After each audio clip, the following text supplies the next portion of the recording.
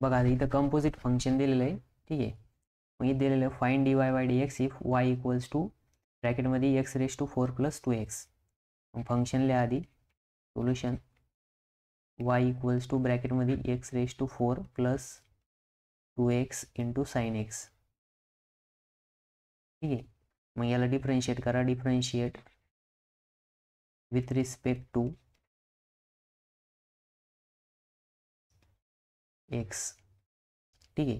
मग इथं काय येणार dy by dx is equals to dy by dx of x⁴ + 2x into sine x. आता काय दोन फंक्शनचं मल्टिप्लिकेशन आहे. मल्टिप्लिकेशन म्हटल्यानंतर काय करायचं, dy by dx of u into v. मग इथे येणार आहे u into dy by dx of v plus v into dy by dx of u, ठीक आहे. मग ह्या u इंटू v रूलनुसार याचं एक्सपान्शन होईल dy by dx is equals to, बघा आता u तसाच, u काय इथं x⁴ + 2x, ठीक आहे. आणि dy by dx of sine x plus आता इथं काय येणार आहे साइन x आणि इथे येणार आहे dy बाय dx ऑफ ब्रॅकेटमध्ये x⁴ + 2x, ठीक आहे.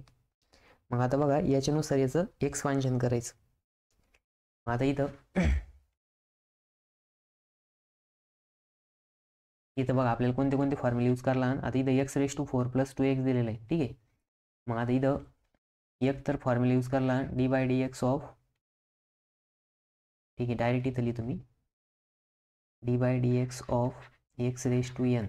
मग याचं येतं n इंटू x⁴n - 1. नंतर ना दुसरं आहे dy by dx of sine x. Sine x येतं cos x.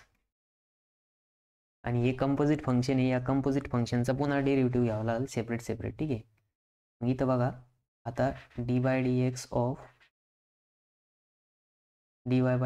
Of x equals to x⁴ + 2x आणि इथं साइन xचं काय cos x plus sine x as it is into, आता इथं बघा याचा डेरिव्हेटिव्ह सेपरेट होईल, याचं सेपरेट होईल, ठीक आहे. मग इथं 4 इंटू x⁴ - 1 इंटू नाही प्लस, ठीक आहे, ब्रॅकेटमध्ये. आणि 2xचा डेरिव्हेटिव्ह काय येणार आहे 2 येणार आहे, ठीक आहे. 2xचा काय येणार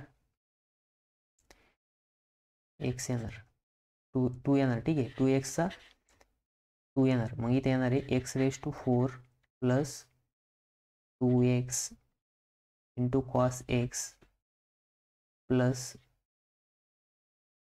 साइन x आणि इथं येणार आहे बघा आता ब्रॅकेटमध्ये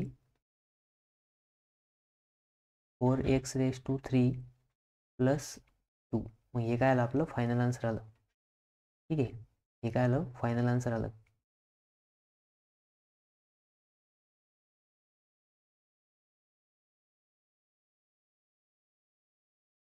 मग बघा इथं फायनल आन्सर आलं x⁴ + 2x into cos x plus sine x into 4x⁴ + 2.